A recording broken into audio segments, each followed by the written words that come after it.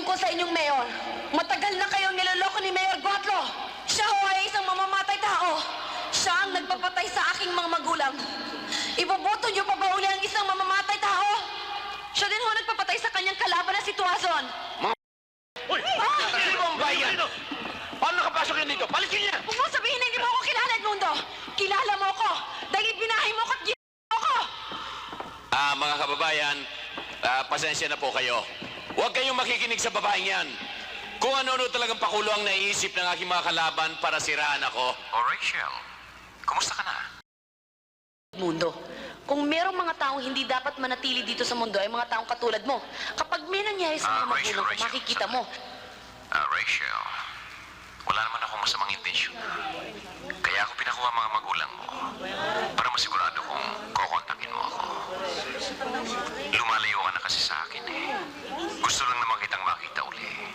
Alam mong, mahal na mahal kita, Rachel.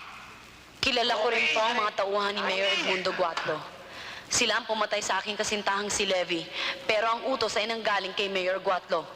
Siya rin po ang nag-utos kay Levy na patayin ang kanyang kalaban na si Mr. Tuazon. Buhay din ang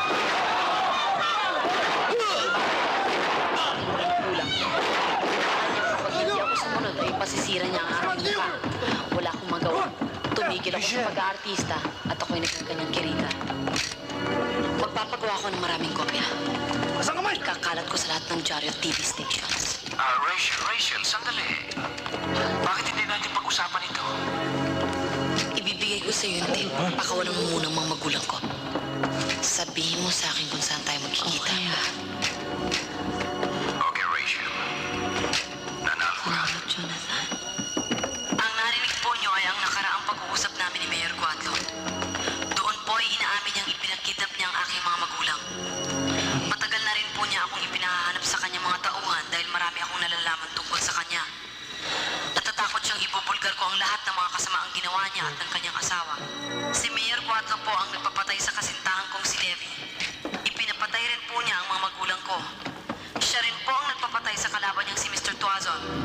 Marami pong koneksyon si Mayor Guatlo at makapangyarihan kaya walang makalaban sa kanya. Pero panahon na para matapos ang kanyang mga kasamaan. Ang inyong mayor ay isang demonyo. Alam ko lahat dahil ako ang kanyang kirida. 2 taon niya akong ipinahay at sinustentuhan. Pera niyo ang ginagastos niya sa akin. Para akong nakakulong. Come on.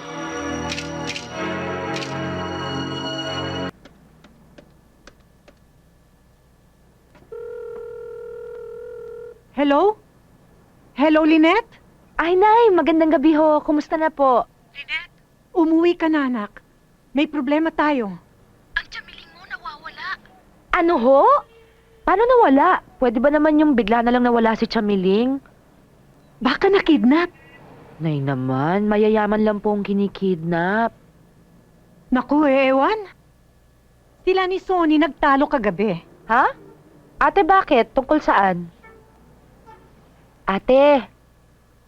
Ate, di ba ikaw naman, alam mo na si Chamiling, kung minsan may kakulitan din yun. Di ba dapat pinagpapasensyahan mo na lang? Sana hindi mo na pinatulan. Ano? Ako ang sinisisi mo? Hindi naman sa ganun, ate. Naisip ko lang baka nagtampo. Hindi ko rin alam. Eh, yun nga ang problema eh. Wala kang alam. Kasi wala ka dito. Nilayasan mo kami. Nandun ka sa Maynila, nagpapasarap. Tapos eto ka ngayon. Kala mo sinong pinato nagmamagaling na alam mo sagot sa lahat ng problema. Ano ba pinagmamalaki mo? Ate, wala akong pinagmamalaki. At ate, hindi ako nagpapasarap sa Maynila, ha? Wala rin ako masamang ibig sabihin, ate. Ngayon gagawin mo pa akong...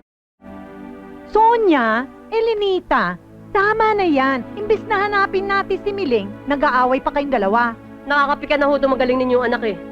Ate, ano ba talaga ang galit mo? May kasalanan ba ako sa'yo? Ay naku, wala!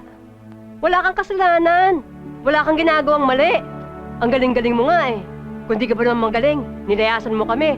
Lahat ng responsibilidad mo, iniwanan mo. Pagkatapos ngayon, ikaw pa rin lumalabas sa bida.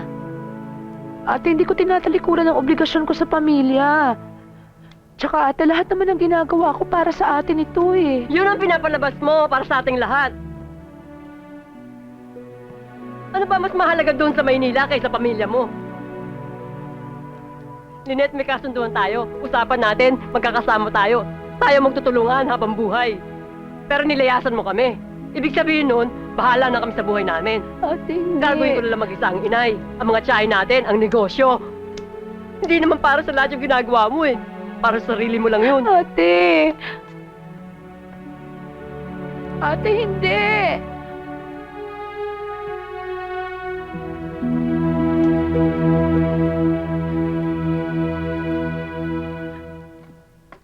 Talagang hindi ko matatanggap na mapangasawa mo ang hampas lupang yan. Ma, ang iniinsulto mo ay ang lalaking mahal ko. Ako nasasaktan sa ginagawa mo. Nakikipag-usap kami sa inyo, hindi para humingi ng permiso sa aming pag-iibigan. Gusto naming malaman ninyo bilang respeto ng anak sa kanyang mga magulang. Respeto ba yung ayaw mo kami sundin? Pancho? Pancho, ano ba ito? Pa, nagmamahalan po kami. I know you understand how I feel. Ikaw, lalaki. Ano may bibigay mo sa aking anak? Mapaliligaya mo ba siya? Wala akong kayamanan kagaya sa inyo. Pero masusuklian ko ng tapat na pag-ibig at hangarin sa inyong anak. Mapapakain mo ba siya? Ang aking sining, ang aking musika, buong pag-ibig kong inihahandog para sa kanya. Alam niyo, lahat po tayo mawawala rin dito sa mundong ito. Subalit ang mga awit ko para kay Anay, mananatiling buhay habang panahon.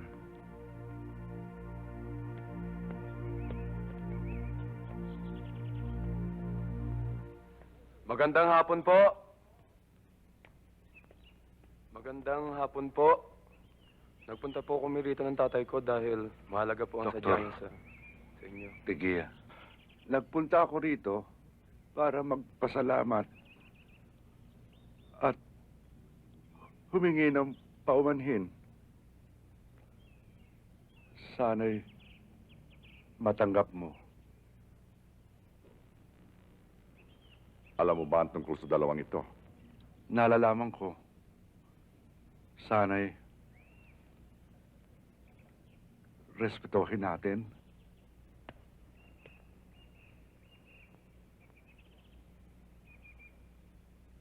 Dr. De Gia! Yes. Dr. De Gia! They left the hospital without paying their bills. And here's the sum total of their account. Sinabi ko naman sa iyo, ako sasagot niya.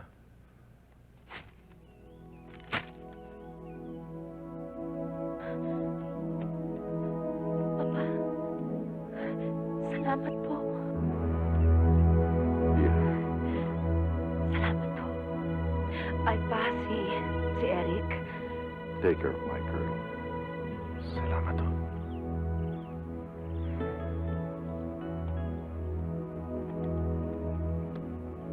Pero,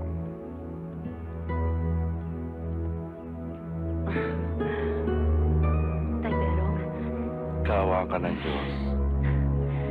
Kuya Edong,